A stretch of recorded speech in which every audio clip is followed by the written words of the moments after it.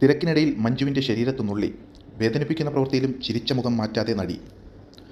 വിവാഹിതയായതയോടെ cinema ഉപേക്ഷിച്ചു പോയി പിന്നീട് വർഷങ്ങൾക്ക് ശേഷം തിരിച്ചു വന്ന നായിക നടിമാരിൽ മഞ്ജു വാര്യരോളം സ്വീകരണം ലഭിച്ച മറ്റൊരു താരസുന്ദരിയുമില്ല.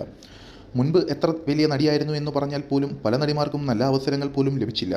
നായകൻ്റെ സഹോദരിയായിട്ടോ അമ്മയായിട്ടോ ഒക്കെ ഒതുങ്ങി പോവുകയാണ് പലരും ചെയ്തത്. അവിടെയാണ് മഞ്ജു വാര്യർ എന്ന നടിയുടെ റേഞ്ച് മാറുന്നത്. മലയാള സിനിമയിലെ ലേഡി സൂപ്പർ സ്റ്റാർ എന്ന വിശേഷണം സ്വന്തമാക്കിയ മഞ്ജു വളരെ സെലക്റ്റീവായിട്ടാണ് സിനിമകൾ ചെയ്യുന്നത്.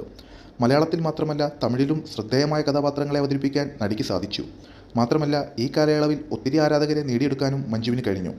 പക്ഷേ ആരാധകരുടെ സ്നേഹം അതിരുവിട്ടതോടെ നടിക്ക് നേരിടേണ്ടി വന്നത് വലിയൊരു ദുരനുഭവമായിരുന്നു. അത്തരമൊരു വീഡിയോയാണ് ഇപ്പോൾ വൈറലാകുന്നത്. സിനിമയിൽ അഭിനയിക്കുന്നതിനൊപ്പം ഉദ്ഘാടനങ്ങളിലും മഞ്ജു വാര്യർ പങ്കെടുക്കാറുണ്ട്.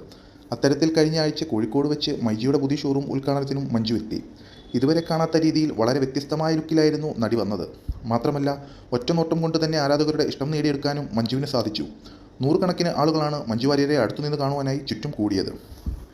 അങ്ങനെ ആരാധകരെ അഭിവാദ്യം ചെയ്ത് കാറിൻ്റെ ഡോറിൽ കയറി നിൽക്കവേ മഞ്ജു വാര്യരുടെ ദേഹത്ത് സ്പർശിച്ചുകൊണ്ടുള്ള അതിക്രമവും നടന്നു. ആരാധകർക്കിടയിലേക്ക് ഇറങ്ങി വന്ന നടി എല്ലാവരെയും കൈവീശി കാണിക്കുന്നതിനിടയിലാണ് ഒരു കൈ നടിയുടെ ശരീരത്തേക്ക് വരികയും വൈറൽ നുള്ളുന്നതും.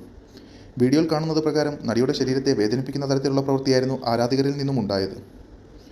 ചുറ്റുമുണ്ടായിരുന്ന സുരക്ഷാ ജീവനക്കാർക്ക് പോലും തടയാൻ സാധിക്കുന്നതിന് മുമ്പ് ഈ സംഭവം നടക്കുകയും ചെയ്തു.